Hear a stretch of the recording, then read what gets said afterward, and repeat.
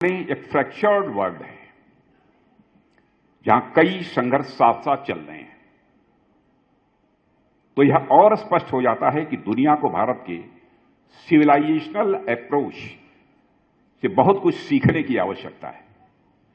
आज यदि हम संयुक्त राष्ट्र की रेलेवेंसी को पुनः स्थापित करना चाहते हैं तो दुनिया को यह समझना होगा कि किसी संस्था को केवल नाम भर से जीवित रखकर उसके कंधों पर बड़ा दायित्व किसी भी सूरत में नहीं डाला जा सकता है।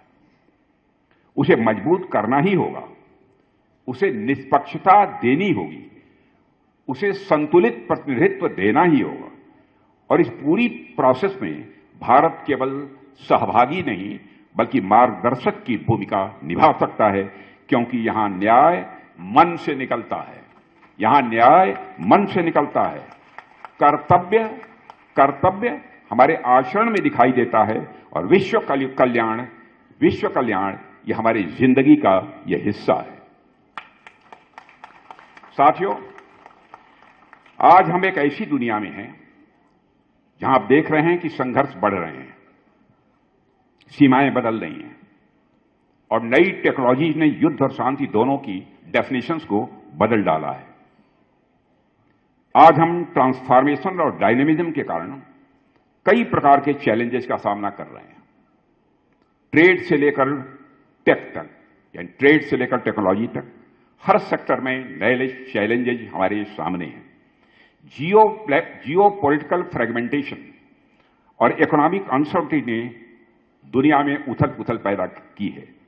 डिप्लोमेसी से ज्यादा हमको दुनिया में कॉन्फ्लिक्ट्स देखने को मिल रहे हैं, असमानता बढ़ रही है, जलवायु परिवर्तन जैसी चीजें भी मुश्किलें हम सबके सामने खड़ी कर रही हैं।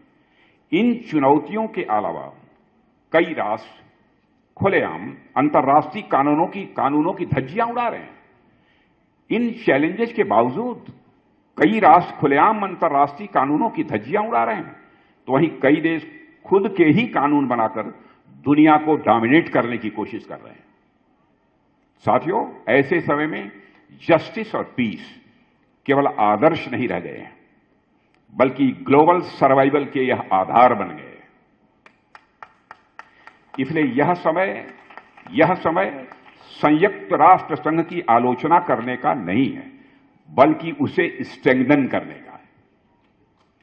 हम मानते हैं कि यूनाइटेड नेशंस को सुधारने से दुनिया बेहतर बन सकती है, लेकिन यूनाइटेड नेशन में प्रतिनिधित्व यानी रिप्रेजेंटेशन बैलेंस्ड हो, संतुलित हो, निर्णय निष्पक्ष हो और पावर शेयरिंग वास्तविक हो, तभी यह संस्था अपने मूल उद्देश्य को फिर से पूरा कर पाएगी।